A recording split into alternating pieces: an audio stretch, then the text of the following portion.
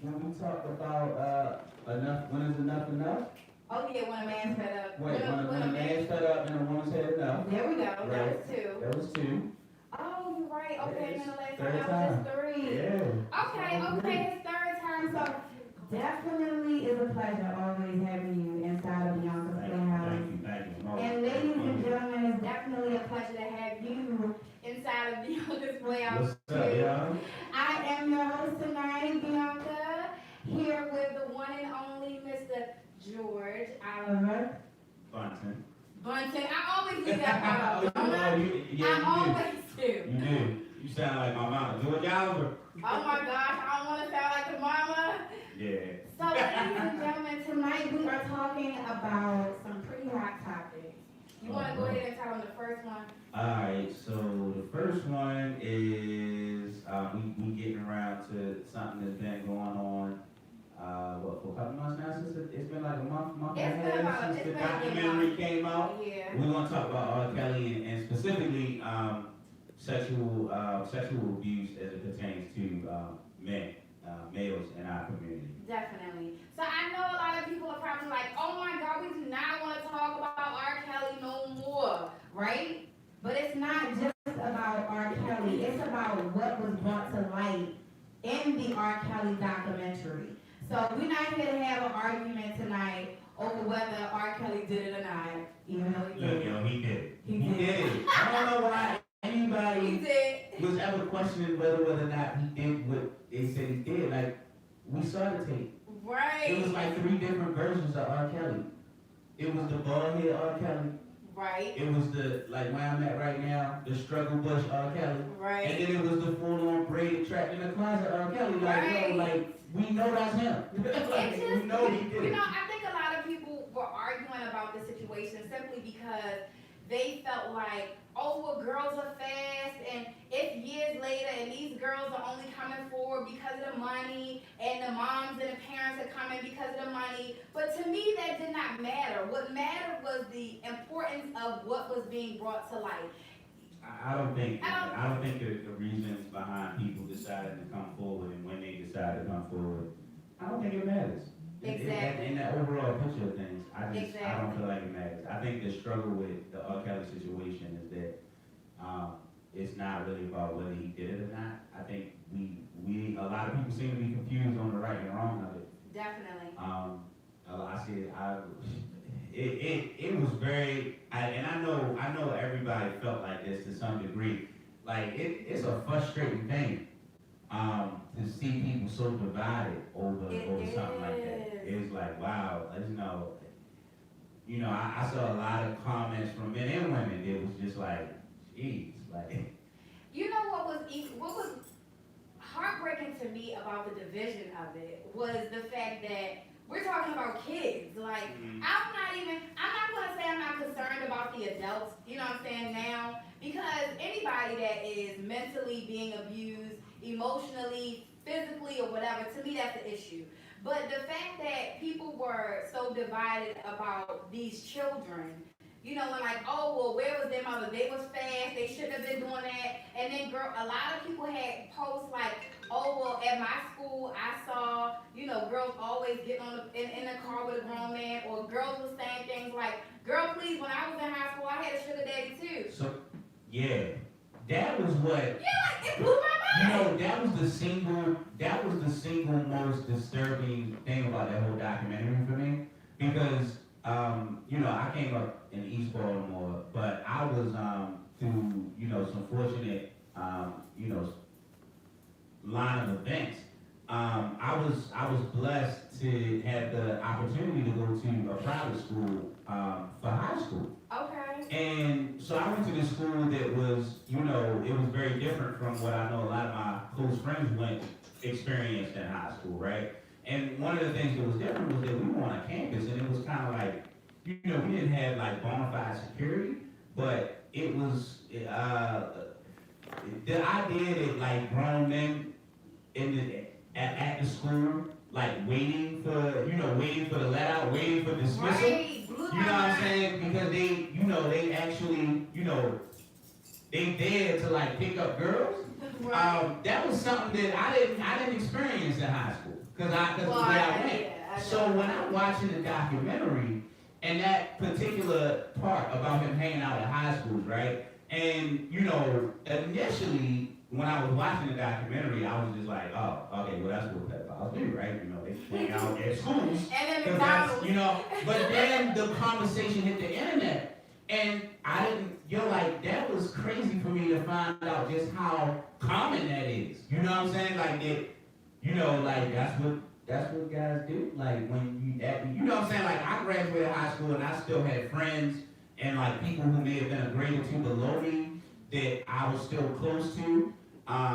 But then to the idea that somebody who's like, you know, post-college age, you know what I'm saying? And still, you know, like hanging out at high school, like it's a club. Like that was something that put me, like it took me back. It kind of blew my mind a little bit. It really did. Hold on, y'all, because I had to fix this. I was like, hold on, we're going in and out. We going in and out. Yeah, yours was going in and out. I'm straight. His is all I good. got a good mic. Yes. Mine want to treat me bad. It's okay. Mhm. But yeah, you know, it blew my mind too. And not that it wasn't common because I had a lot of friends that had older dudes. You know what I'm saying? And then even I got married young, you guys know, and my husband was older. You know, but to But me, how much older? I don't think there's anything wrong with a younger woman dating a older man and vice versa. But I think the time they choose to date. I think that there's a you know, if you're 20 or you're 25 and you date somebody who's 35, I think that's fine. That's Okay, two adults. that's okay because it's two adults. Right, but when you're 35 and you date somebody who's 16, I'm like, whoa, something I think really that's what y'all wrong have a here. problem. Like, you guys tell us, what do you think is a suitable age? Like, when is it okay to date somebody older? And I'm just gonna say, for me, it's when they're legal. Like, not legal by, you know, in some religions, like you're legal at this age, or not legal when, you know, the country you in that. No, at 18, like once you've matured, or not even 18, I would say like 21. Then once you're 21, if you want to date a 31-year-old, okay, date the 31-year-old. You know, if you're 31, you want to date a 41-year-old, then okay. But that young stuff, that was a bit much for me. I don't even, you know, I'm 34, and I can't see myself dating nobody like 10 years younger than me. I don't even know what we would talk about. Like, what do we have in common? Exactly. Like, you know, like our experience level is different. Like, I don't even know. I don't know what people really get out of it. You know, other than the fact that at 34, I think I know enough to kind of be able to put myself in a position where I can easily control the situation. Exactly. Other than that, I really don't. You know what I'm saying? Like, it mystifies me that. So the reason we're talking about the R. Kelly situation is because of the sexual molestation that went on. Right. And I'm going ahead and jumping into that conversation simply because what you just said has a lot of meaning to it when it comes to that. Like, it has everything to do with it. Yeah. You wouldn't date somebody that young unless you needed some type of control or power over them. And then I feel like if you're dating somebody a lot older than you, I mean, listen, don't jump down Beyonka's throat. This is simply Beyonka's perspective. About to give it to you, bro. Oh my gosh, I'm just gonna tell y'all my perspective. Don't be mad at me. But if you're dating somebody older, whether you are a man or a woman, and you're dating somebody that's 10 or 15 years older than you, or especially if you're dating somebody that looks like they could be your mom or your father, to me, it's because you have some issues that you are struggling with when it comes to what happened to you as a child, whether it be you not having a mom, or you not having a relationship with your dad, or you having a bad relationship with your mom, whatever it is, I feel like there's some type of emotional or mental strain that's going on to where you feel like you need to date somebody that old. Now, I'm only talking about the people that like serially date those type of people. You know what I'm saying? Like, oh no, I ain't talking to nobody unless he in his 40s. You know what I'm saying? And they in their 20s. Yeah. Like, what? What do you mean? You know what I'm saying? Yeah, it's. Did you date somebody in their 50s? Because you look like you might have. You dated somebody older than you. I see it. It's written all over your face.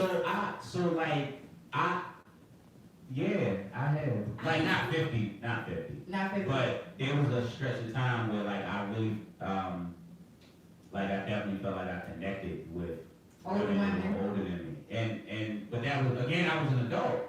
You know what I'm saying? Like, I wasn't, this not me at 16, Okay. 17. So This is me at, like, 24 and 25. You know what I mean? So Like, even at 24 and early 25, how much older? maybe like 10, 15 years. 25. So how's your here we go with the therapist Beyonka. So how's your relationship with your mom? It's great. You have a good relationship? Yeah. Always have? Yeah, I mean, yeah. Oh wait, but you said you have dated. So you're not like the type of person that I was just talking about where you only Like, date seriously? older women. No. Okay, so yeah, you don't even do No, that. it was like, you know what I'm saying? Like, I remember the first time I dated or dealt with somebody that was significantly older. It wasn't intentional. That's not something I was looking for. Oh, okay. Like, we met because we would, we were in a show together.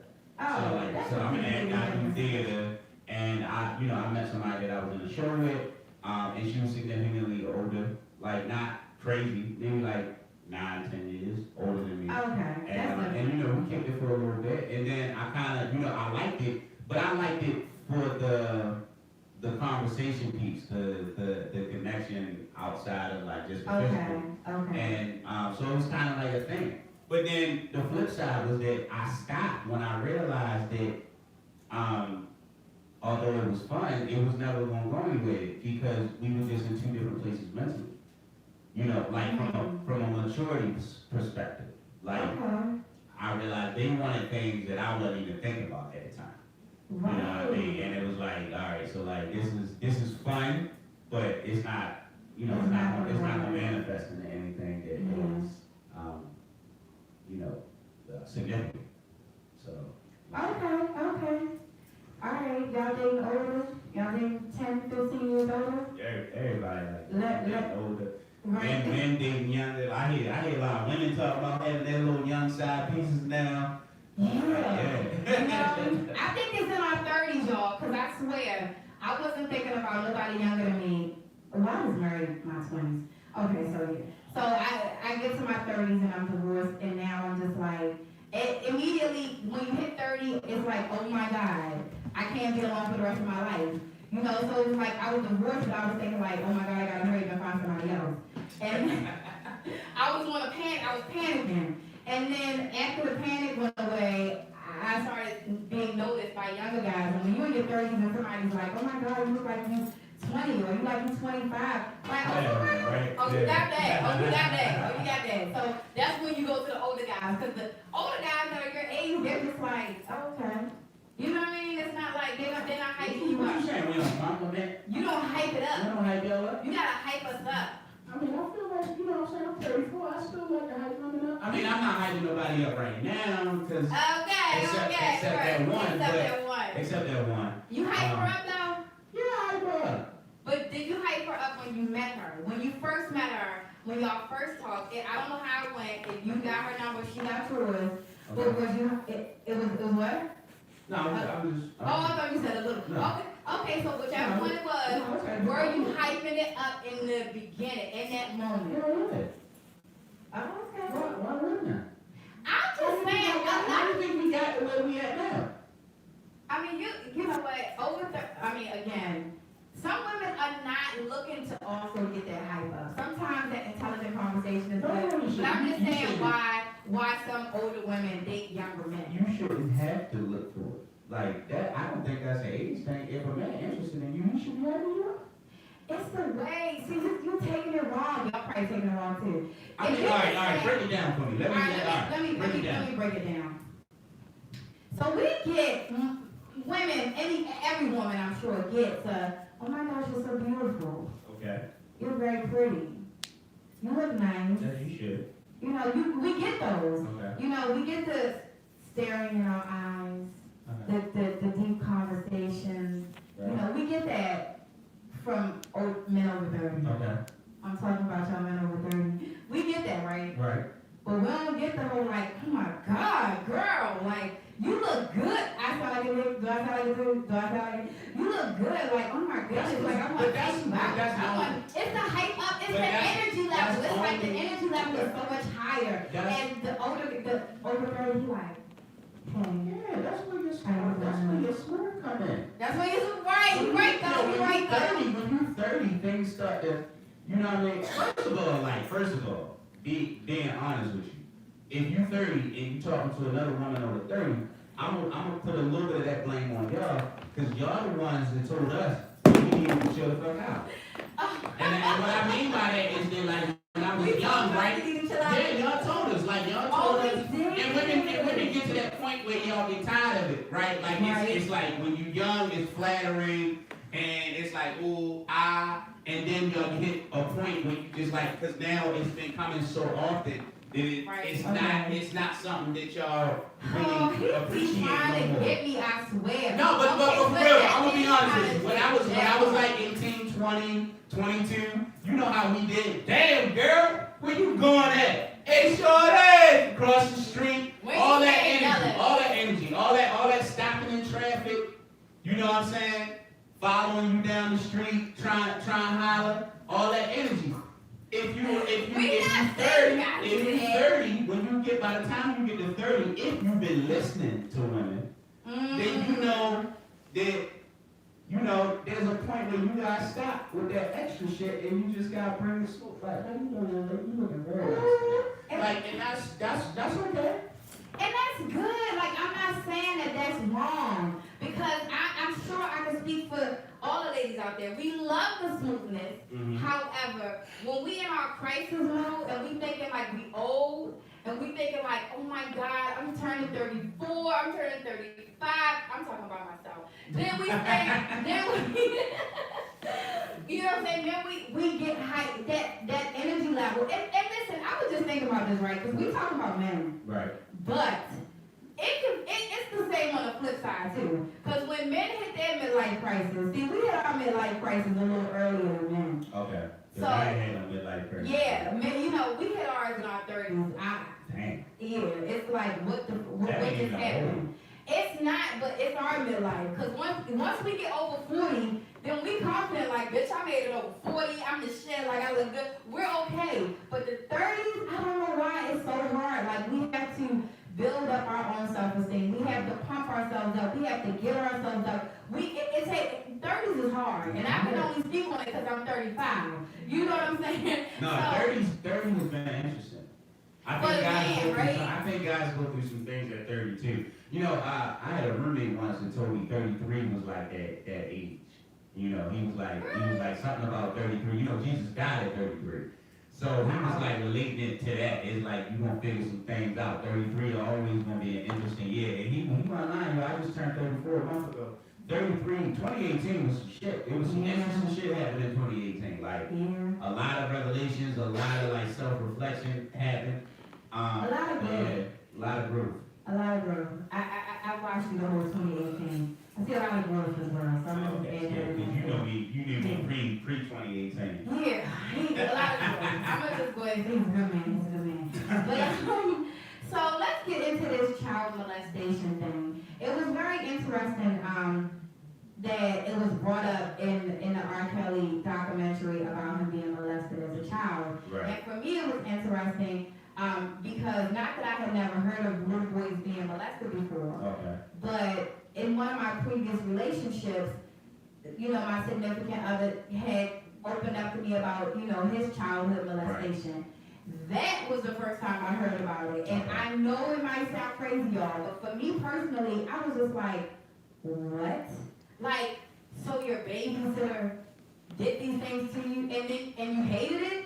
And you didn't like it? Like, it just blew my mind because, you hear all the time about guys. I've heard a lot about guys that slept with their babysitters. And I never, ever heard anybody say, like, they were forced to sleep with their babysitter and they hated it. And then once he got into detail about it, it blew my mind. Like, women really would make a child. I thought he meant, like, his babysitter, he was, like, 13 or 14. But he was, like, he was 4.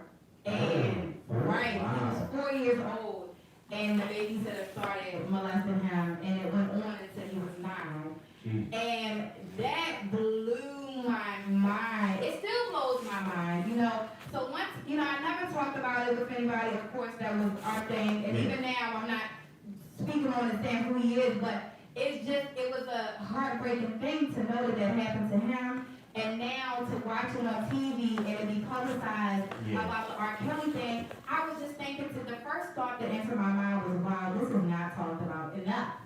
Because this is happening, you know, to so many people, and this is the outcome. Because sometimes women, we wonder why a man is acting the way he's acting, or we wonder why he's doing the things that he's doing. You know, why is he treating me like shit? Why he don't like this? You know, why is he doing these weird things sexually? You know, and it can be because of childhood trauma. So, you know, I saw you had an open conversation about it, you know, on Facebook, and that made me say, like, oh my God, yes, this is definitely something that we should openly talk about, you know, and just bring the subject up, because sometimes you don't talk about things because you feel like, no, we don't want to hear about that. But this is the type of thing that definitely needs to be talked about. Yeah. And it's funny, it's interesting because with your friend, like, that's like the extreme. And I think that the majority of a lot of men experience that with someone who's significantly older for their first time, but don't recognize it as abuse. Yeah. Like we don't. Like we wear that abuse with a badge of honor. Yeah, You know what I mean? Like all of us fellas just out here, and we would go and we would tell our stories like, yeah, I lost my virginity when I was 10, 12, you know what I'm saying, to the babysitter that was like 16, 17, 18. And we'll talk about it like it's a conquest, like, you know, like we stepped into sex on some grand, you know, entrance and shit. Yes. When really, and like, and somebody made a post about it, and it was like, you know, imagine that, like, you got guys out here that's literally describing abuse to you and wearing it as a badge of honor. Yeah. So here it is, you traumatized aware of its power, and yet it is so powerful that it shapes the future you in that area. Relationship that you're gonna be in. So like I would propose that when we know that in our community specifically, and I say that only because I pay more attention to our community than I do any other community. So I don't even know, it could be just the same in other communities, but in the black community, we know that a lot of brothers struggle with intimacy. Definitely. But how many of these brothers' first sexual intimate experience was actually abuse? Right. Then it starts to make sense why so many brothers struggle with intimacy. Right. You see what I'm saying? Like, and a lot of people. How to treat a woman. Exactly. Because you know, like it makes you angry, right? Right. So if you're there's a point where you realize even there's a point where something clicks in you where like, this is not right. Right. Right? And maybe society's pressures, the fact that you trying to express that you're having sex but you don't feel right about it ain't something that you're comfortable in doing, because we live in a society where we typically will equate our self-esteem with our sexuality like that. You get angry. Right. But again, you haven't processed it. So you're angry and you don't really know why, or you have these feelings about certain things and you don't know why. So then what the flip side is that, you know, we've had these conversations with a lot of women who have proposed the idea that men really hate women. Right. You know what I'm saying? They not just hate them, but they have a fear of them because of what happened to them, or the fear that they felt from a childhood. Right. But all of it stems to negative energy and negative feelings about a person. I don't know if you guys, I just want to say, you said, you know, you're talking about our community as far as the black community, and it not be so talked about, or, you know, we don't know what happens in the other communities. Well, y'all know I watch Criminal Minds like it's a Bible. I watch it like crazy.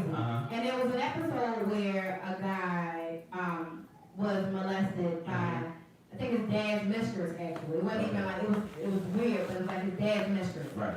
And she used to make him do all these little sexual things. Y'all probably seen it in the little back house. It was like a little pool house. It was a second house to the house, big house. And he went on this killing spree and started killing all of these women. But he was killing them in sexual ways. So, of course, criminal minds get analyzed and all that kind of stuff. Right. They found out, they started digging in his cab.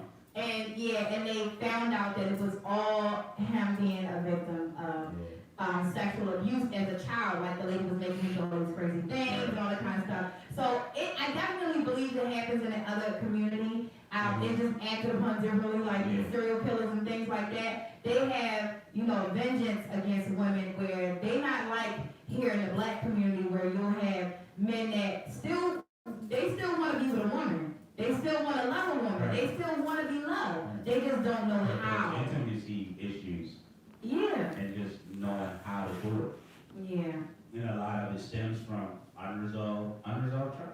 Definitely. And when the R. Kelly thing came out, I found they done a study, one of the universities, and I was reading the study, and something like 93% of men who have been molested as children end up molesting.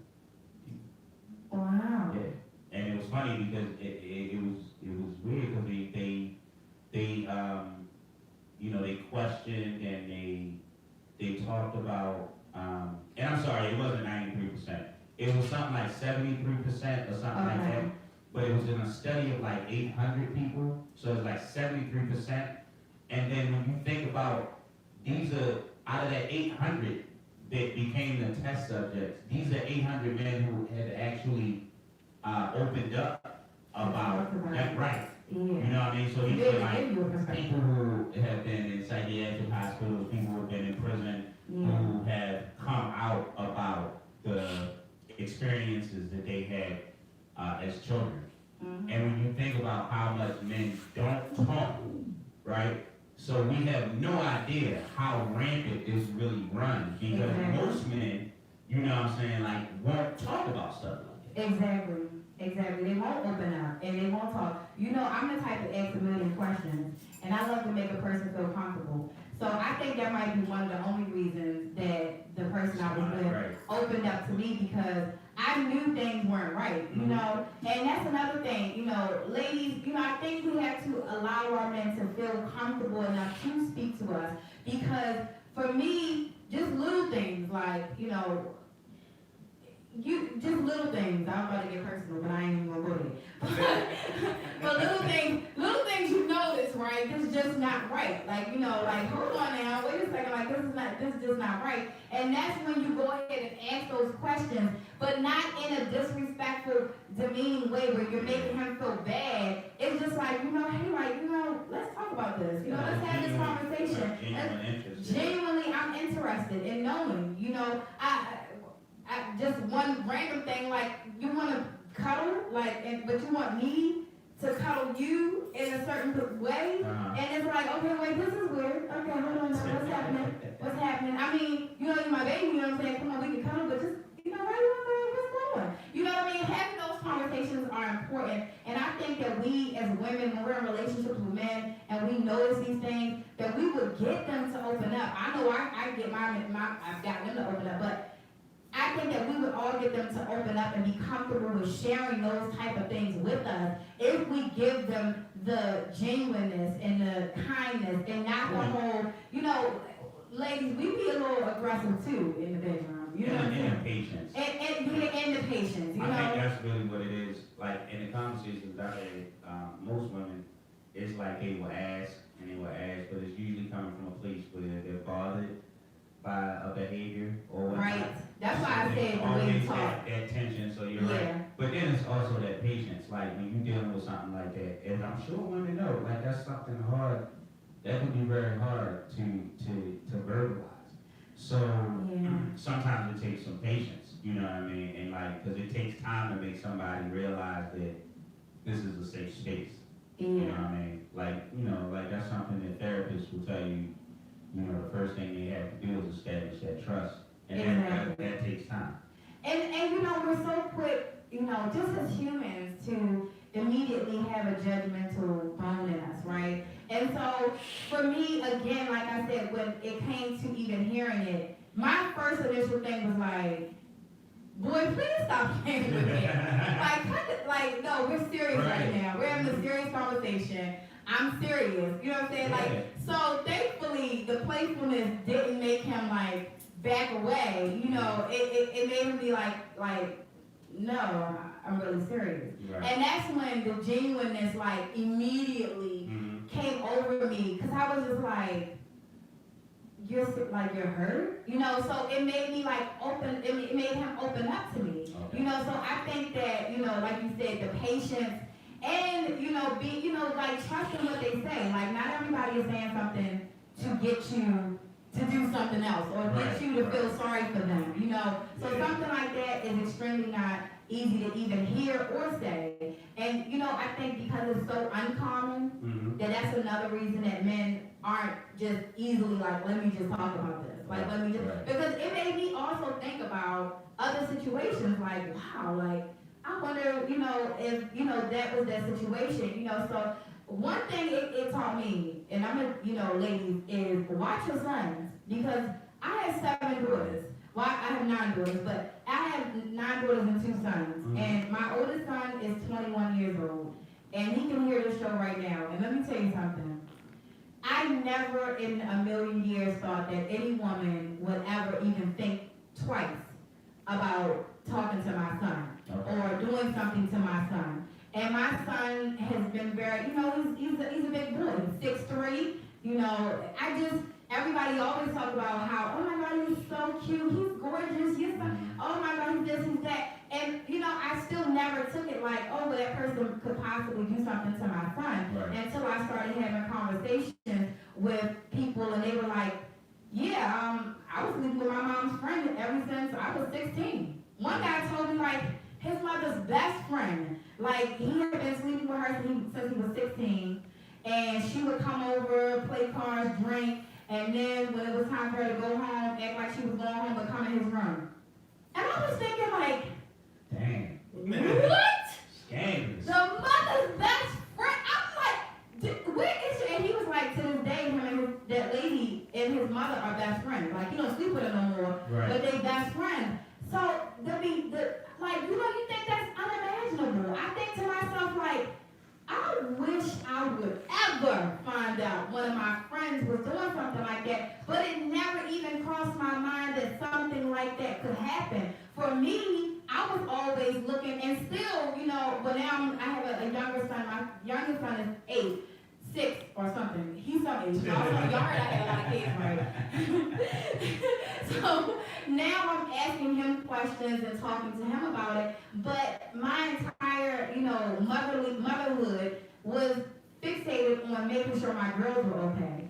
Making sure they knew, like, listen, if he look at you twice, you know it, so I can knock him out. You know what I'm saying? Like, things like that. I was just so overprotective of them. And now to know, like, that boys went through this I mean, I can't turn back the hands of time, and I pray my son never experienced anything like that has him traumatized. He can just let me know so that I can go ahead and get the knife, if so. But you know, but I just pray now that I'm just watching. I know now to watch my other son, you know, as he comes up, and have these conversations with him. And so the same way we are all adamant about having these conversations with our daughters, I understand now, and I hope that all of us women understand now, that it is important that we have these same conversations with our sons. Because like you said, once they reach a certain age and they sleep with an older woman, they may hold it as a badge of honor, not understanding that they have been taken advantage of.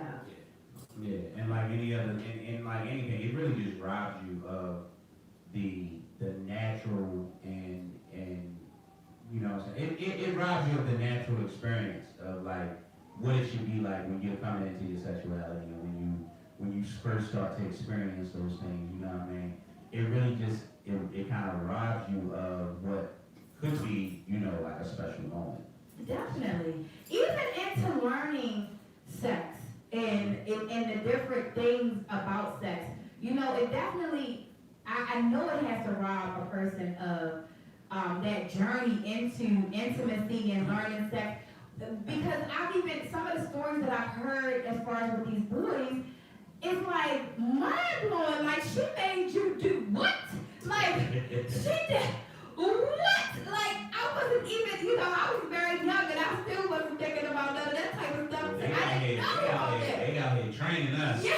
I'm like, what? So now it just put things in a play like, oh, so now I understand why he was on a whole nother level than what I was, because he had already went through some things. Like, I'm just like, wait, what did you, let me read a book and see if this is right, what you saying we should do. You know what I mean? So if you was an older woman that's already, and like you said, like most people that are molested molest, right? So unfortunately that domino effect. Oh man. The funny thing about the study was that they didn't find the same results with women. Really? Yeah. Women who molested don't go and, you know, they don't turn around and then become molesters. Like, what you see in women is a lot of like adverse behaviors, you know, as they get older. The trauma manifests itself in, like, you know, like a lot of not all, but a good portion when you know, a lot of sex workers have experienced some type of like trauma and stuff. But they don't go and then they, like, women do not take their trauma and then hurt somebody else. Right. They, you know, hurt people. They go into protective women go into protective spaces and they find a way to cope. What they don't normally do is turn it around and then somebody else. Right. I was because watching. Women cope with it. Yeah. Because we live, when that happens to women, they know it's wrong. Yeah. So when it happens to men, we haven't really introduced into the conversation, or we just now started, that's wrong. And you know, so a lot of men don't, a lot of boys, when it happens to boys, they don't know that's wrong. It's not until they get older. Right. So we get a certain age, like, you know what I'm saying? Like, I lost my virginity to my babysitter. Now, my babysitter wasn't an adult. Oh, She was significantly older than me, but she was still a child. Yeah. But she was significantly older than me. Okay. So it wasn't until I was like in my late 20s when I realized, I was like, damn. You know what I'm saying? Like, wow. That ain't how she lost my virginity. Right. So it was no longer the cool thing. So here it is. I've manifested my sets of behaviors based off of that. And not even realize, I was like 28, 29 years old when I realized, like, damn, son. Like, yeah, you know, you kind of got to take advantage of, you know, like, I don't even know what to call it. But it was like, at some point I realized that I wish my first experience had been different. Yeah. You know what I'm saying? But that's how it happens for us. Like, it's not until we're older and it kind of like, it just clicks, the damn. And that's why those conversations need to happen. And it needs to be had like the same way. And you know, we watch TV. I know everybody's in the TV. Mm-hmm. Right. And then the wife is like, well, honey, talk to, you know, did you talk to Junior about it? You know, did you talk to him? And he's like, okay. And he goes in the room like, you get some yet? Right. You got some condoms? And that's pretty much the conversation that's had. Exactly. It's nothing else. And if it's the mother, then we like, listen, can you get that banana? Let me just show you how to put this on. Okay, hello, I'm gonna see you later. Just make sure you do that. You know what I'm saying? We even quit with the conversation because we're uncomfortable. So we all have to get out of our uncomfortableness. And we raise girls like sex is special, but you know, yeah, but not I don't think we telling our boys that. No, because we're just like hyping it up. Well, we're not hyping it up. Not the it's women. like, look, you're like, this is a special moment. You're like, yeah. you wanna, like, at least make your first time with somebody that you care about and somebody that you How many people have ever even heard that? Nobody told me that. Nobody told me. I'll be honest. Like, nobody told me that. Like, how many people you know have what I'm heard saying? that? Like, sex was like a taboo subject as it is in like a lot of households. We didn't really have a whole lot of conversations about it. But like, if I had a son, that's what I would tell him.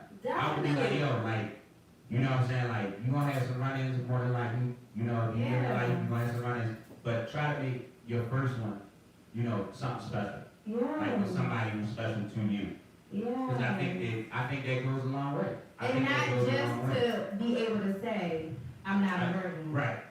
You know, like virgin virgin is not a dirty word. Like, you know, so not to, just not to rush it at all. And that if somebody older or somebody, you know, if it's something, another thing that I've heard in these conversations I've been having recently about this is that even if the guy is uncomfortable, then he'll still go with it. Because he's like, you know what, if I turn it down, what if I don't get any? Like, what if I... What are people gonna say about it? Yeah, like, I can't, what if I turn this down, if I don't go ahead and do it, you know what I'm saying? And then my homeboys find out I didn't do it, and they know that I'm here with her, then what's gonna happen? Like, you know what I mean? Like, what? You under that much pressure in that moment.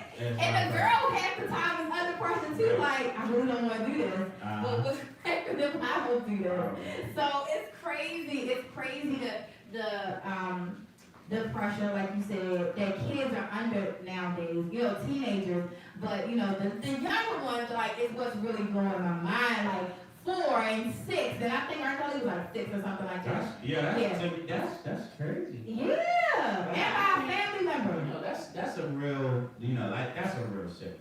Yeah. To do that to a child, you know, it's a sickness, and we gotta start having a conversation about it. You know, like, I think the conversation that you saw on my Facebook page was because I was talking about how, you know, we need to make sure that, like, people like R. Kelly get help, as opposed to just throwing them away. You know what I mean? Like, if you don't want to listen to his music, that's fine. I don't listen to his music anymore. I feel like supporting him is supporting, you know, in some way what he's done. So I don't listen to his music anymore. But I think that, you know, like, at the end of the day, I think that he deserves to do jail time. And I think he deserves to pay for the lives and that he's affected so negatively. But I also, like, really want him to get help. You know what I mean? Because we know that he was a victim too at one point. So, and he turned around and became, you know, the same type of monster that... I get that, right? I get that. Great. I think that is the post because I was definitely disagreeing. You was definitely disagreeing. I was definitely. She was like, throw the whole nigga away. Throw his camera away. Throw that nigga in the trash. Whole nigga take him out back and throw him away. Oh yeah, you was talking. Yeah, you was talking about more than throwing away. Yeah. Let me tell you something. She was like, end him. Some people need to be tortured to their death. You understand? For me, I could agree with him. I could agree with you if there were not so many lives affected. You understand what I'm saying? Let's just say, hypothetically, we have a gentleman who we found out has molested 2 or 3 kids. Okay, 2 or 3 kids. You know, and this gentleman, you know, goes to court, goes to a lawyer and starts talking to people like, you know, this happened to me. Right. You know, this is what I know. One thing that we do know and understand, I think we all can agree on, is that when you're a child, you're extremely impressionable. Right. So no matter whether or not, you know, it's a horrific situation that may happen, or whether it's a good situation that may happen, you're learning as you go along. Yeah. So they grow to, you know, do what they're learning to do. So he may feel like, well, this is what I was taught to do, and he's telling the people, this is what I was taught to do, you know, and I thought that it was okay to take little girls in my room and tell them not to tell anybody because, you know, people took me to the room and told me not to tell anybody. Yeah. And I just didn't see that as being wrong. But you know, he didn't take nobody in the room and tell them not to tell nobody. R. Kelly was proud. He was out there, like, really, like, come here, young girls. He was on that pipe shit. And he thinks he should be able to get out. He came out called himself the piper. And not only that's why, but see, here's the thing. That's why I'm convinced that he needs help. So, he literally doesn't think that what he's done is wrong.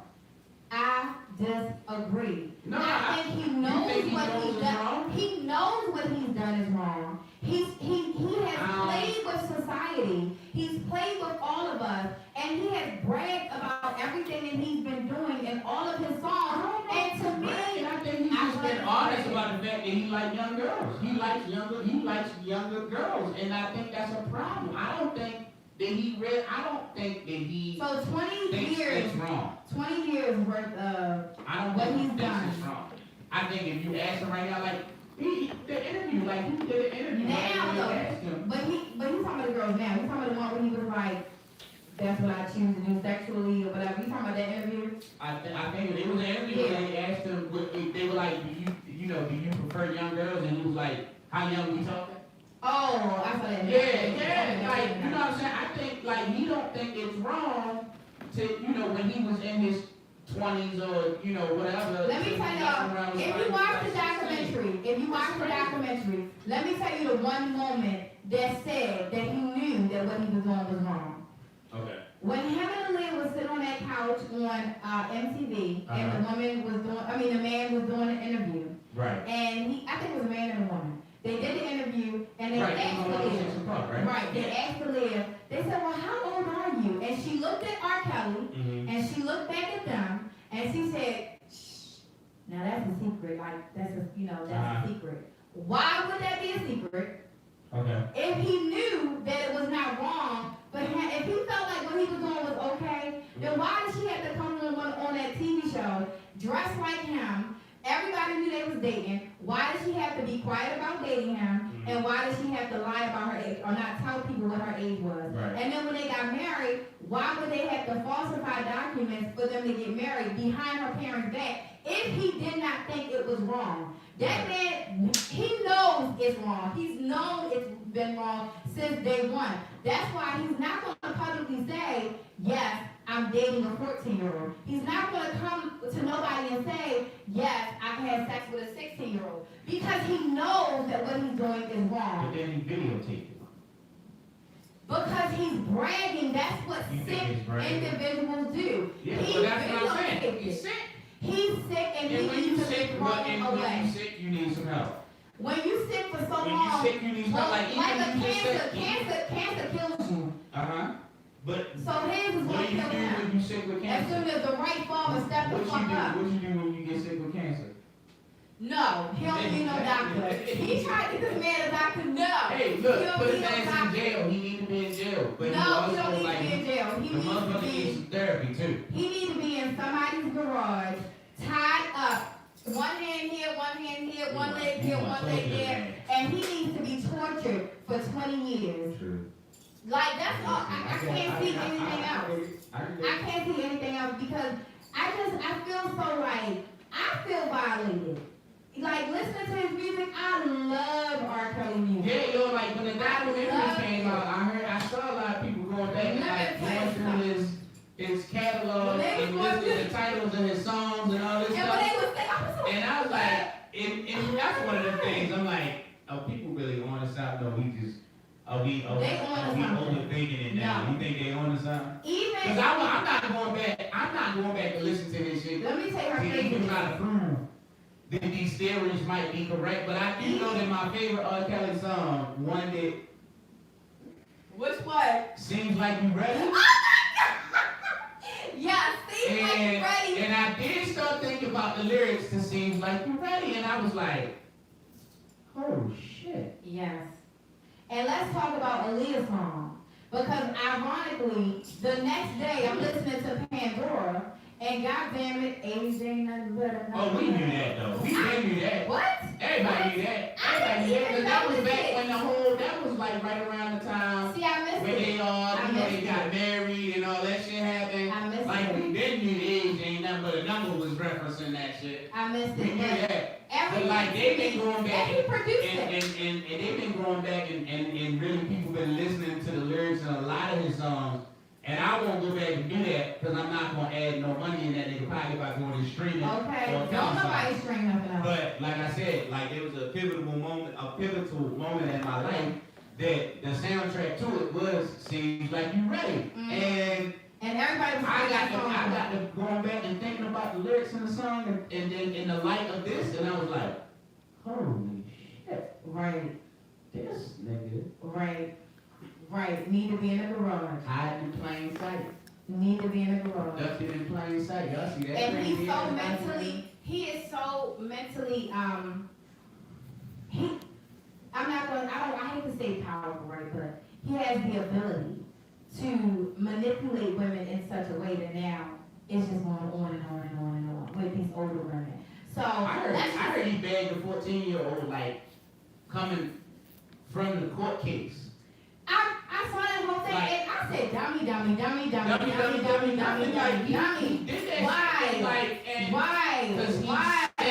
Why? Not him. Her. And let me tell you something, because I was all cussing people out that was talking about the girls, that it was their fault, and this woman, it was her fault. And I was like, no, I was going off on people. When I watched that thing about this 14-year-old coming to his trial, and she had a mother, because everybody said, well, where's her parents at? Her mother was at work, she was supposed to be at school. She was at every hearing, supporting him, because she believed he was innocent, and ended up being one of his victims. Dummy. So, that's the only woman that I felt like, oh yeah, she get the dummy award. Dummy. So, it ended this R. Kelly child molestation, male molestation thing. I just want to say, in closing on this particular topic, men, it is absolutely 1,000% okay.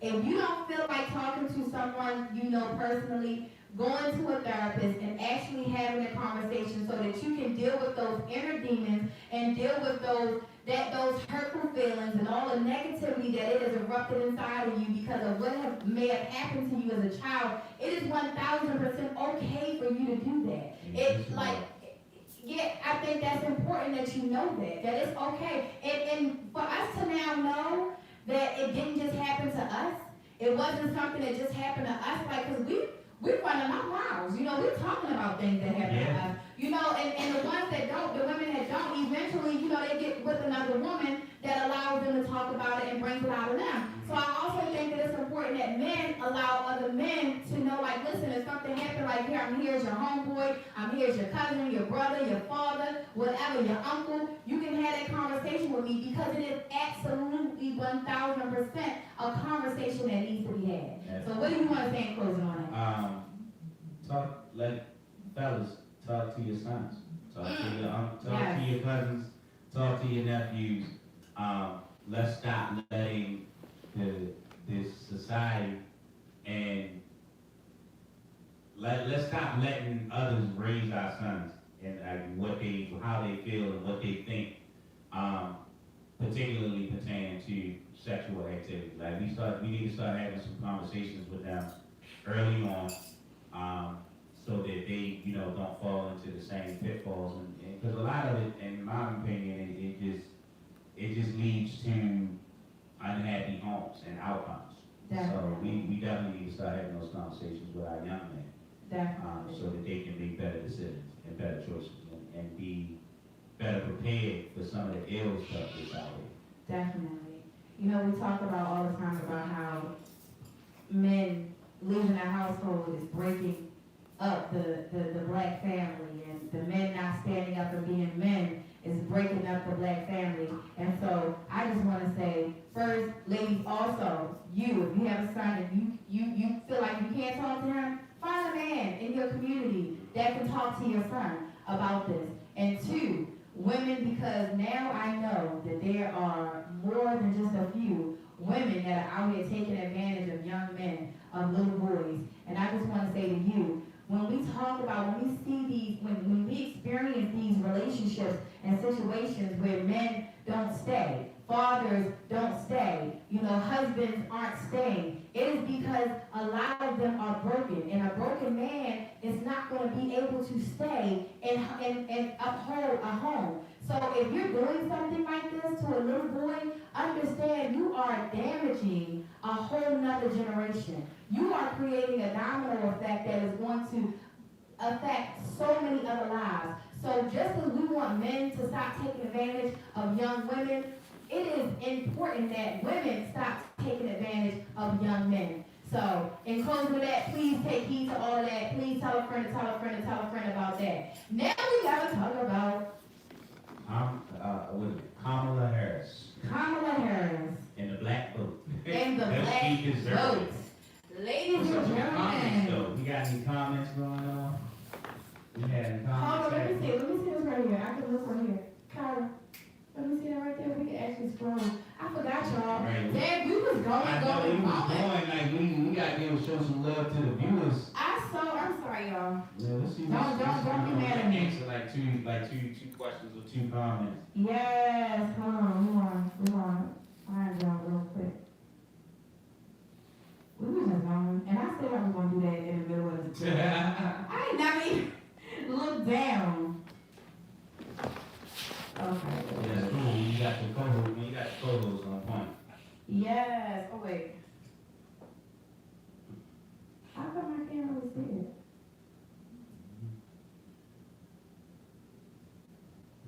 Hold on.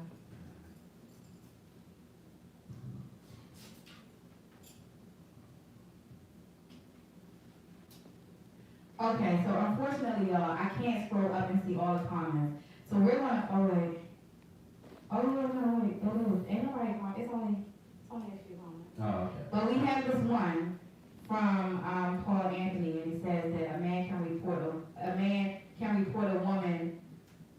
It went off again. So he was saying a man can report that a woman raped him, but no one will take it seriously. Here, baby. I think. How do you put it? That's interesting.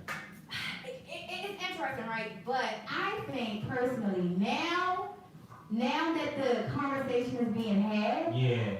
and we see the seriousness in it, you know, we see what done happened. You know what I'm saying? And like, and truth be told, like when we see it happen, like it's usually like punishment come down. We see a lot, especially in in the education system, when we hear about teachers having inappropriate relationships with students. Okay. These people go to jail. Yeah, they do. Yeah, so you know what I mean? Like, I would say that, I mean, I think that there's some validity to that comment, but I think that the conversation has changed the narrative a little bit. Definitely. Yeah. Definitely. So, say her name one more time for us. Kamala Harris. Kamala Harris is running for president. She is a woman, of course, she's a she. And I think that immediately caught a lot of people's eye that we have a woman running for president.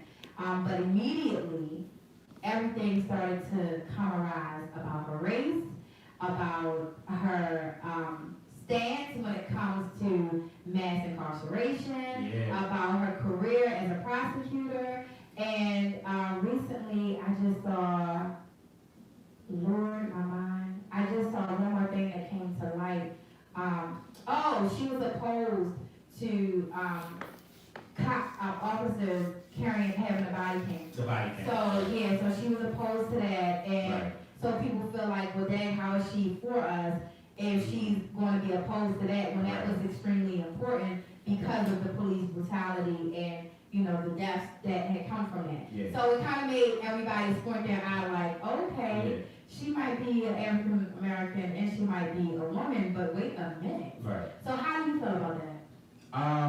So I definitely understand people's concern. She has, for those who don't know, Kamala Harris she's now a senator in California, came up politically as a state prosecutor, and from being, she started out as a state's attorney, and then became the district attorney for the state, or the county that she represented in California. And from there, she became Attorney General of the state of California. And during that time, there were some decisions and policies that came through her office that people are saying now, were very detrimental to African American communities in California. And there is truth to that. So she's running as a progressive, and people have been pointing out that as a state's attorney and as attorney general, she was not very progressive. And that's been the big issue about whether or not black people should be supporting her candidacy, considering her record as an attorney for the state of California. So there's been some issues around it. Yeah, so you guys know I'm so not political. I just don't believe But this came to light and it caught my attention. And So I started just doing a lot of little research, but everything I found was like, you know, the negative stuff. But it's all saying like 2014, 2016, and don't get me wrong, we're only in 2019, Yeah. but I am interested in knowing more about what's going on now. Right. Now, I do understand the past, you know what I'm saying, and all of that. That definitely raises the eyebrows. Okay. It definitely makes me As feel, you should. yeah, and it definitely makes me feel like, you know, we don't want a fraud. We don't want somebody that might just change their color simply because they Right. know this is what I need to do now. Mhm. I know we all know in politics, you have those people that are,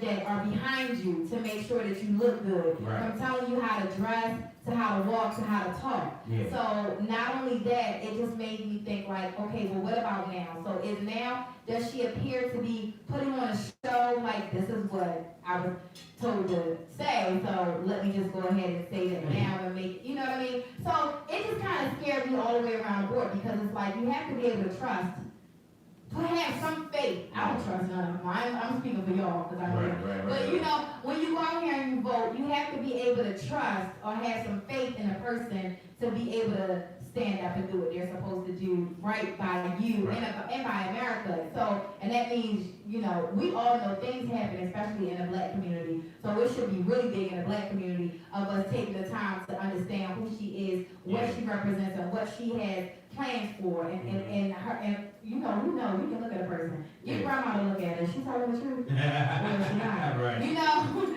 so for me, I can't say right now whether she has my vote or not. I guess it would definitely Well, it's too early. yeah, It's too early. but so yeah, we were asking you guys like, does she have your vote? But let's just say like, how do you feel about her? Are you feeling her? Are you feeling like she could have changed? Her views may have changed. She may feel differently now. Right. Okay, so no one has my vote yet. It's way too early. But I found it interesting that, you know, like the minute that she announced her campaign, her candidacy, black people just came out and just enforced to ravage her. Yeah. I mean, they went for the juggler. That's what I mean by All the everything think I see pieces is started coming out, all the articles started coming out, right. you know, and it was just like, I was just like, whoa. I was like, damn. Because we do that to each other. I don't feel like we do that to everybody else. I just don't. I feel like, one, black people, and rightfully so, we have a very, very, very sensitive relationship with all aspects of law enforcement. Mm-hmm. We have a very troubled relationship with police. We have a very troubled relationship with state attorneys and defense attorneys. Right. Anybody who is in the legal, the legal world, black people, we have a very, very troubled relationship with. Definitely. Because we haven't always, we very rarely, for a long time, we didn't get any justice that was due to us. Right. And since the, you know, the civil rights movement, things like that, we have not seen the fair amount of justice applied. We know that very often that system has let us down. Definitely. And I think that now, here's the double-edged sword. Most people that I talk to feel like in order for that system to ever be fair for us, it's going to require more of us in that system. Definitely. But the moment that you are a black person and you enter that world, you are immediately subject to being looked at as suspect by the black community. Mm-hmm. So that's an interesting That is dynamic. extremely interesting because So that's the so minute- true. You know, the minute that you are a black man or woman and you decide to go and put on a badge and become a police officer, you are looked at as suspect by your community. Mm-hmm. You get your law degree and you go to work for the state's attorney, you are looked at as suspect because now it is your job to police the community or it is your job to convict. You know what I mean? That's crazy. So the funny thing is like we have a very negative relationship with the legal justice system. So that's police officers, that's lawyers, that's judges, and everything in between. And then right into the penitentiary. It's personal for us. And it is. It's very personal. It's personal. And you can feel that in all of the literature that has been coming out about her. You can feel, you know, people, you can feel the emotion and you can feel how much people hate that. But the funny thing is that a black person in that mold who has come up who's risen through the ranks in that area is really the most qualified to advocate for change. Right. But will they advocate for change? And the question is, will they advocate for change? Now, if you've been watching Kamala Harris since she has been a senator and no longer beholden to the criminal justice system, everything would say yes. She has been on the right side of all of the criminal justice issues as far as reform and things like that go. Okay. But a lot of people, particularly black people in California, are always going to hold that grudge. Yeah. And the funny thing is that because,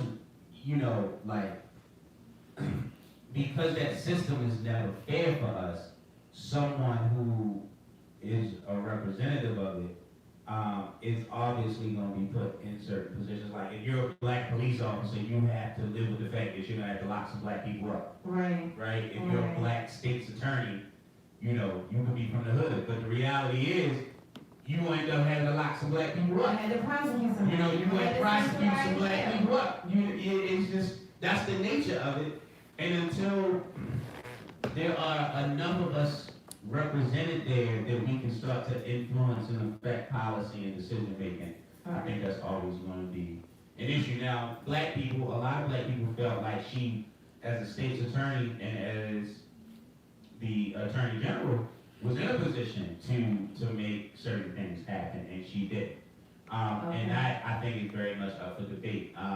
Some of the unfair criticism, I think, is because when you are the state's attorney, you oversee the state's attorney's office, right. But then there's like hundreds of state's attorneys that work under you, and they don't always have to. It's one of those jobs. I don't have to run everything by my boss. Right. So some of these arguments that they're attributing to her wasn't her. Like it wasn't her in court arguing certain things.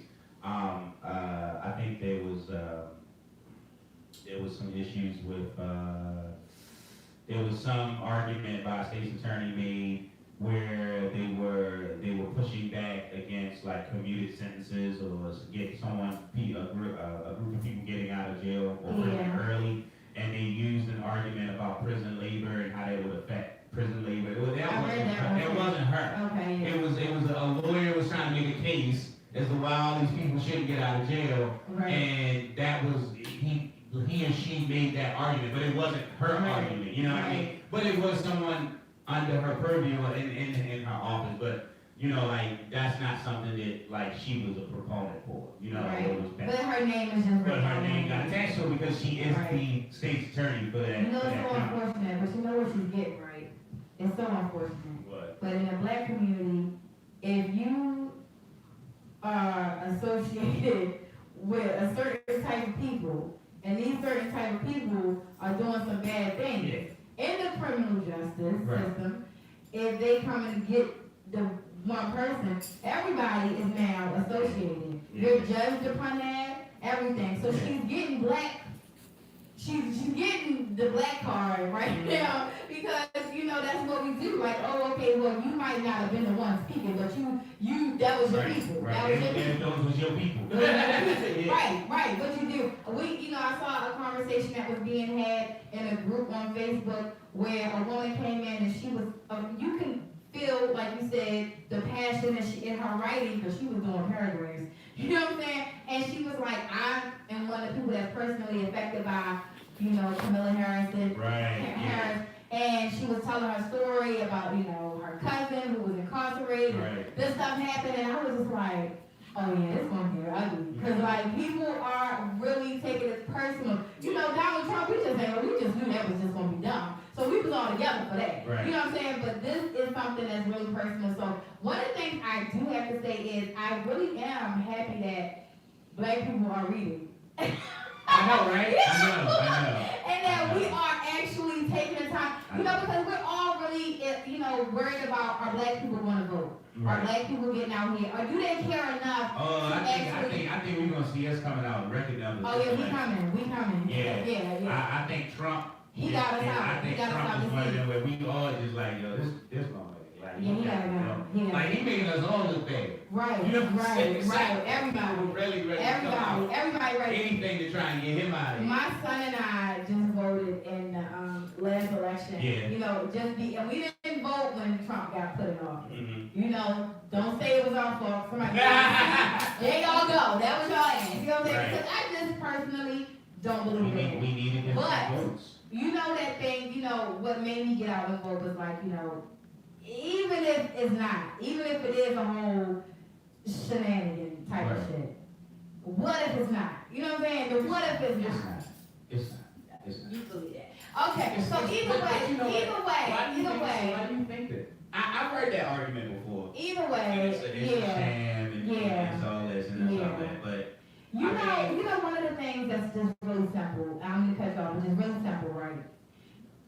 To show you how corrupted the system is. And we can go, if we can corrupt the criminal, everything is corrupted. Everything is subject to being But when corrupted. it comes to something that we don't have power over, we don't have power over the criminal system, the judicial system. Right. We don't have power over that. And so I'm going to start there because even there, we don't have that power. Or even the army, we don't have that power. And even with the army, if you have more than one son and they have a war, they can, what is it? You know the name of it, but they can take your son and put him in war. The draft. There we go, the draft. They can draft your son. So that means you don't have no say over that. You don't got no say over whether or not you go fight a war for somebody else. So that tells you, one, you don't have that much. You don't have freedom, and you don't have power. Secondly, the judicial system, when you go to court, let's just say, and I know this for a fact right now. Right. We have a case where, you don't have that much money for a lawyer, so you get a public defender. But then you go ahead and go to the lawyer, after having a public defender, the public defender done lost, the case. You go to the lawyer, and the lawyer says to you, and you all know I'm telling the truth, how much do you have? Mm-hmm. Well, you got $3,000, if you get me $6,000, all charges will be dropped, and you don't gotta worry about a thing. Right. You get $6,000, you give it to the lawyer, you don't even see a day in court. Right. Because the lawyer has the ability to go to the judge and pay off people so that you don't even have to worry about nothing. So for me, if you got that much power, that if I ain't had no money, I would be in jail. You know what I'm saying? If I didn't have no money and I was a public defender, I would be in jail. But because I have money, now I have power over what is going to happen to me. So to me, that's what money does. I understand that, and that's what Donald Trump has. So to me, I feel like he was able to buy his way in. Clearly, he was able to buy his way in because, one, Barack was in there. I mean, that was one. Yeah. Barack, they was like, okay, we gave these black people what they wanted just to be funny.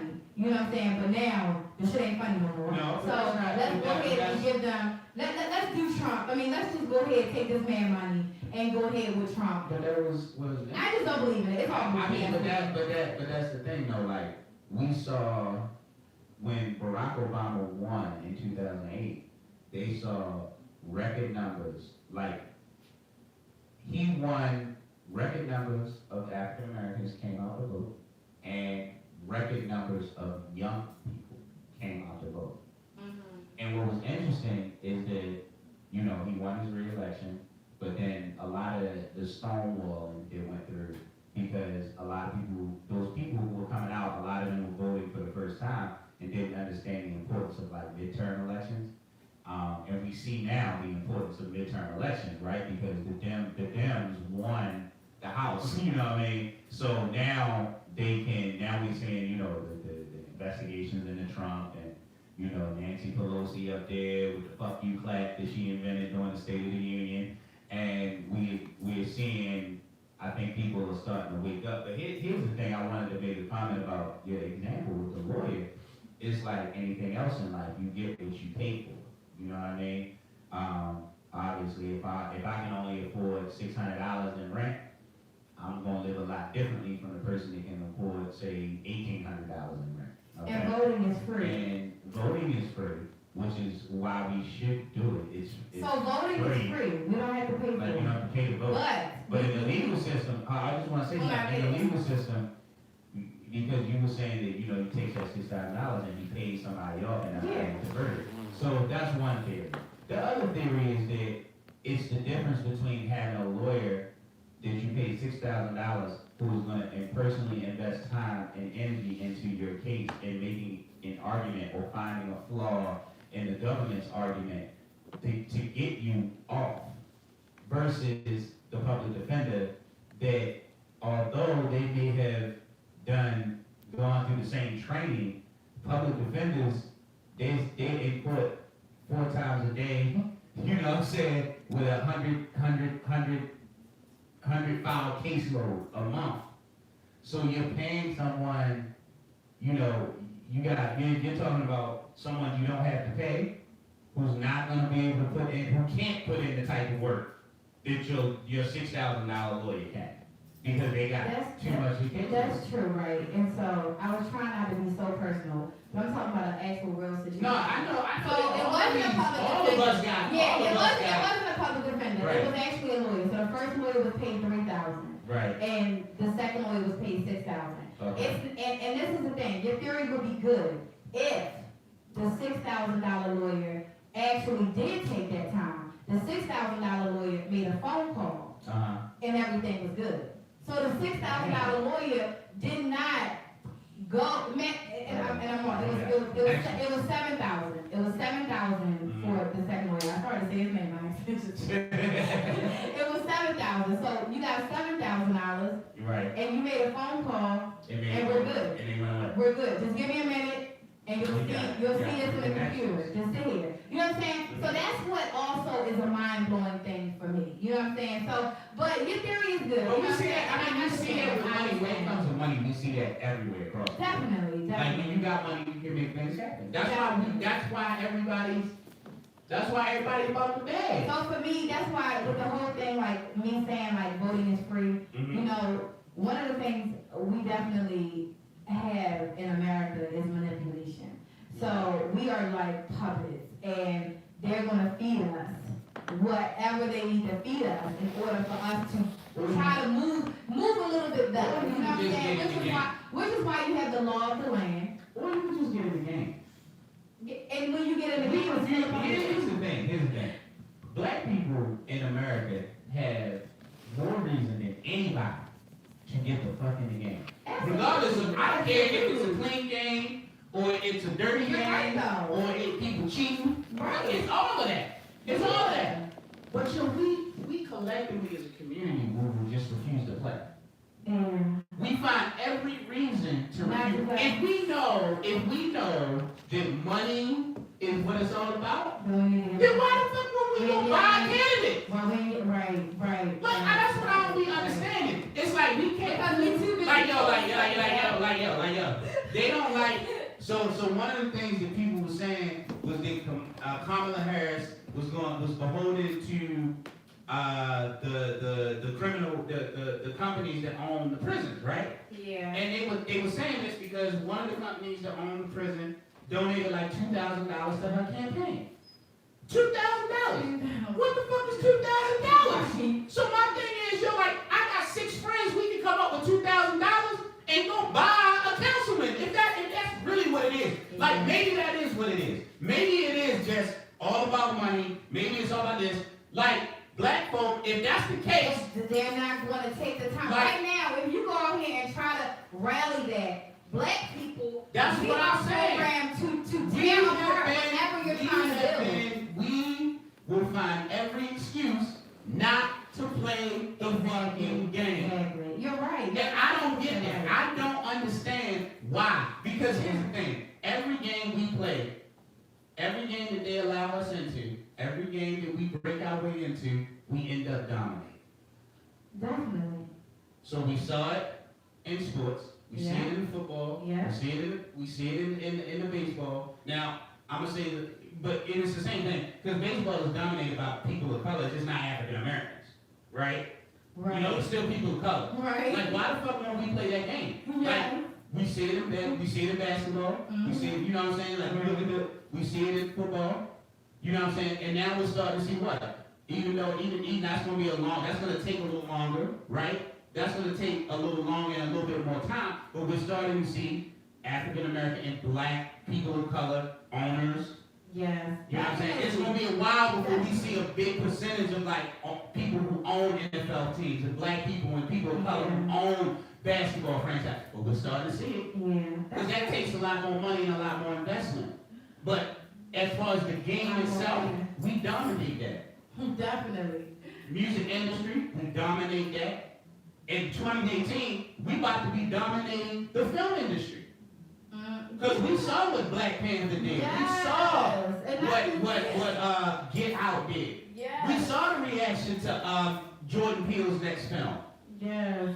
And that was always going to be a tougher market to crack because you can go out and make an album for far less than what you can go out and make a movie. That's So it was always going to take a little longer to gain the capital to dominate the film industry. But here it is.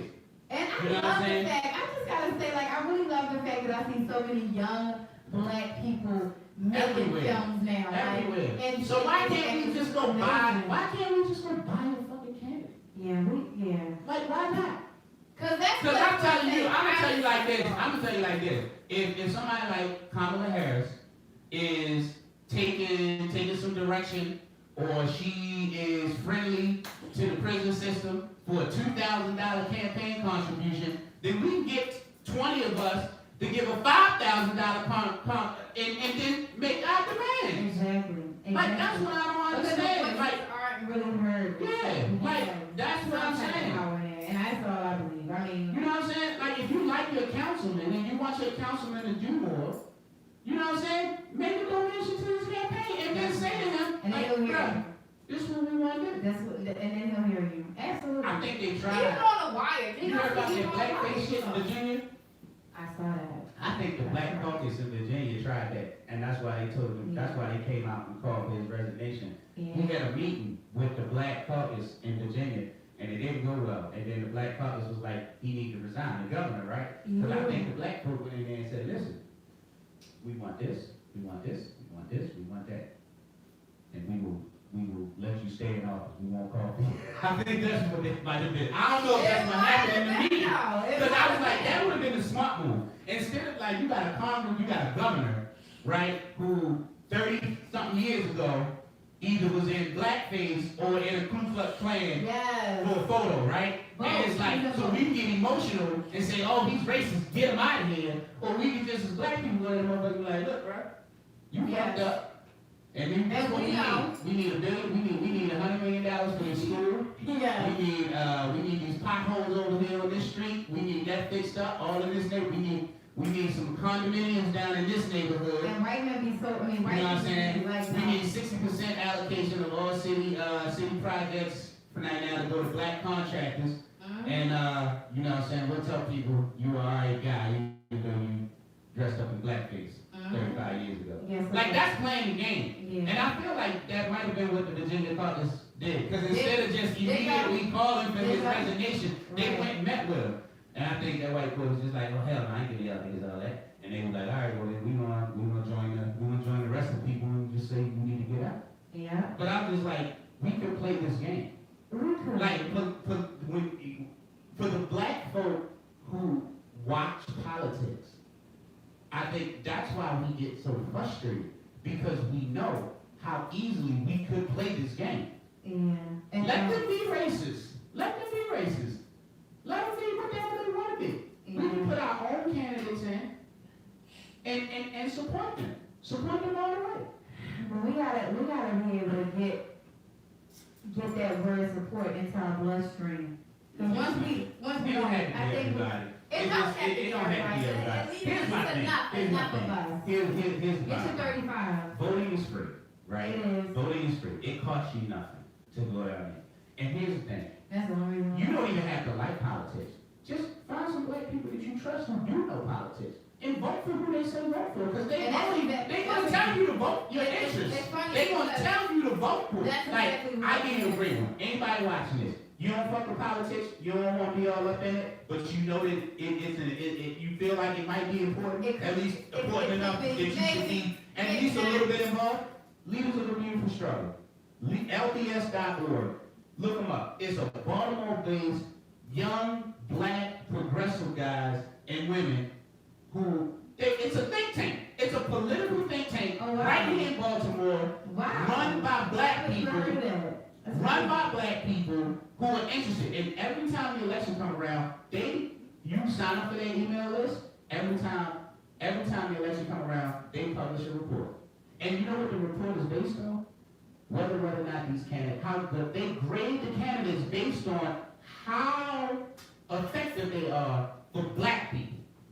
Oh yeah, we're gonna have to put that link. It takes you 20 minutes to read that and just go vote for who they say vote for, because they're the ones out here fighting for the end of mass incarceration. They're fighting for reform in the criminal justice system, in the bail system. They were the ones who've been pushing legislation, for legislation to end the cash bail industry. You know what I'm saying? Like right here in our home set. Make sure you guys, we're gonna put that link in there. If you don't want to be involved, look, you don't want to watch TV, you know, all the people that's like, I don't want to watch the news because it's always bad news, and I don't want to, you don't want to watch CNN, you don't want to watch Rachel Maddow, you don't want to watch MSNBC, you ain't got time for that, you partying and shit, but you feel like, damn, maybe I should have voted. Yo, just find some black folk that's interested in the shit and just vote for who they tell you to vote for. Yeah. Because outside of you can find obviously black people that you trust. You know what I'm saying? Like not any black person. You ain't fucking vote for Ben Carson or some shit. But you know what I'm saying? But real talk, it's not that hard. Like everybody should be voting. And the thing about we live in a society that's based on this idea of representative government is you don't have to be directly involved. Just vote for somebody that sees the world the way you do. That way they will go in and they will push for policy and legislation. It's going to benefit you because they see the world the way you see it. And even for me and my son, like I said, this was our first time voting. At first I did that. Well, thankfully I got parents that are, political. I called them and I asked them some things. But even once they gave me the people that they gave me, I had to go and start researching. Right. So now, even though I'm not the big political person, I still that's why I'm following, everything. Even today, there was another woman, don't quote the name, but she announced that she's running. Yeah. And so, I was there we go. See, this is my dictionary. So I started looking her up. So I'm just I'm definitely going to do my own homework. But I think that, I know that what you just said is good as well. If you really aren't political, because a few years ago, I didn't want to watch nothing. I didn't want to hear nothing. And some people like that. Some people really don't want to be in it. It's a lot. It's a lot. Like to keep up with everything that's going on politically, it's a lot. Yeah, it really is. And it ain't for everybody. I just saw so much. People everybody don't like a free spirit. You know what I'm saying? I just love for my life to just be sweet. I like to smile. I like to be good. And I started noticing once I started having political conversations, because when Obama went in office, then I was just of course I was on okay, now let me start researching. Yeah. And I was with it. But once I started having the political conversations, it was so aggressive and so I'm not a debater. I do not debate, and I don't like to argue. See, so that's why you all in there. Because I cannot stand it, so it pushed me further away because I was where's my friend?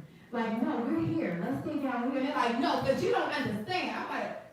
I'm okay. You know what? So it just pushed me away because of that part. You don't have to get into that. Who you vote for is your business. Anybody else's business. Yeah, but you're right. I've never heard my parents talk about it. Some people have 3 things you didn't talk about. It's I'm a Trump supporter, and then next thing you know, you can't stand this motherfucker. Yes. You know what I'm saying? Yes, That's yes. really how it is. Like, people will judge you and people will make determinations about you and all of that stuff. Definitely. We gotta talk to people about that shit. We Definitely. really don't. Yeah, and I don't. I'm You just talking to y'all right now. talk to the people closest to you if you need to get some information. Definitely. And, you find that one friend that you know is politically inclined or politically involved or at least, pays attention and is really into that. Right. You have a little conversation with them and then you go in the booth and do what you gotta do. So out of everything that y'all heard me say, right, I don't want anybody to think for even a moment that I'm sitting up here promoting for you now to go out and vote. Because I absolutely 1,000,000,000%, if God blesses me to be on this earth when the election begins and the polls open, Beyonka's gonna be there. And my son and my daughter actually voted with me. We all voted together for the first time ever. So, we'll definitely be there. So I do know that, you have, this is a simple way of thinking about things, my free-spirited way, We can either think, okay, it might be all BS, but what if it's not? What if your vote really does count? And you absolutely did nothing. You didn't even take the time, and it took us everybody was afraid of the lines, and stuff for voting, but it took us literally 45 minutes to go and vote, and it was such a good experience because they were all like, hey, at the door, they were so happy, and I'm a happy person, so it just made me feel even better. So it was a really good experience for us. So if you've never voted, I'm definitely encouraging you to definitely get out there and vote. Anybody that's over the age of 18, anybody that's 18 and older, I mean to say, definitely I'm encouraging you. George is going to encourage you his way because he's a political one, but I'm just encouraging you on my free spirit Play the way. game.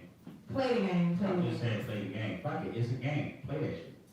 And I feel that. I feel that. Play the fucking game. I feel that. Because as long as you sit on the sideline, you're not making a difference at all. Play the fucking game. Right. And know what's going on. That's another thing that I kind of regret about not really researching back then. Is not really knowing what was going on. Well, I mean, the funny thing about in the case of who we talking about with Kamala Harris, she was all the way in California. You know what I mean? Right. It's kind of hard, but it's interesting though to watch people tear her down when she made her name during the the Kavanaugh thing.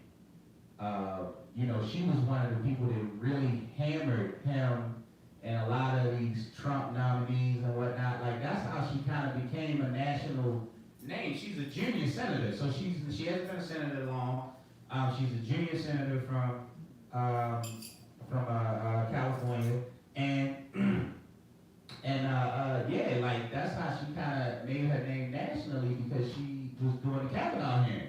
Oh, And she was light in, and that boy, I was like, damn, who is that woman? Wow. You know what I'm saying? But with her, I think she got a lot of work to convince black folk. And I think that honestly, it literally is just because of the background. Where she came from. I think that a lot of what she did as a state's attorney and as an attorney general, I think a lot of things, we can argue what was in her control and what wasn't. My stance has been, you bashing this woman for doing her job. And that's what it feels like to me, is that ultimately, when you are a state's attorney or an attorney general, you have a job description. And unfortunately, just like a police officer or judge, because of the nature and the history of that system, it's gonna put you at odds with black folk. That's just what's gonna happen. That's true. That's true.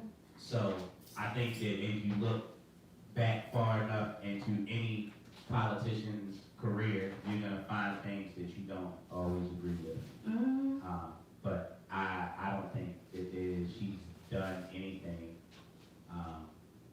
that would, to me, she's against black people. I don't know. She's a black woman. Right. You know what I'm saying? At the end of the day, some of us are very disconnected. I don't think she's one of those people.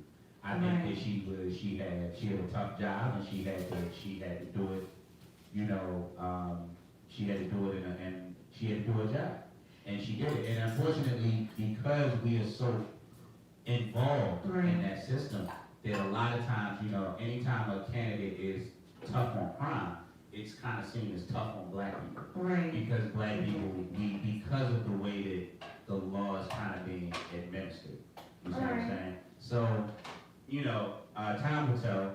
I just thought it was, I thought it was a little unfair.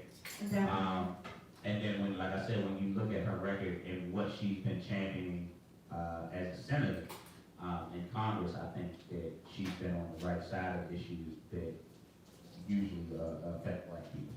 And lastly, you know, what about, I've been seeing some comments and posts about the fact that she is married to a white man. Right. And, you know, I'm curious to know what I'm not even gonna tell y'all what I think. I'm gonna just comment later if I see some comments and references. But how do you feel? Like, how does that affect your judgment on her, on who she's actually married to? I mean, like, would it seal the deal better if she was married to a black man? Would it be like, okay, I can trust Oh, her. yeah. You know what I'm saying? You think so? I think so. Hell yeah. So, regardless of it, I don't know why she married to a white guy.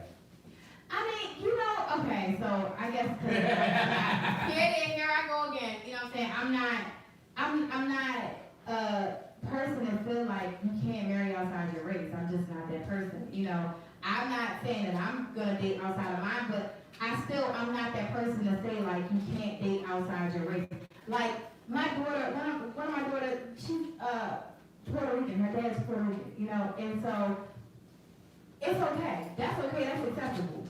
But if her dad was white, then everybody be looking at me like, so.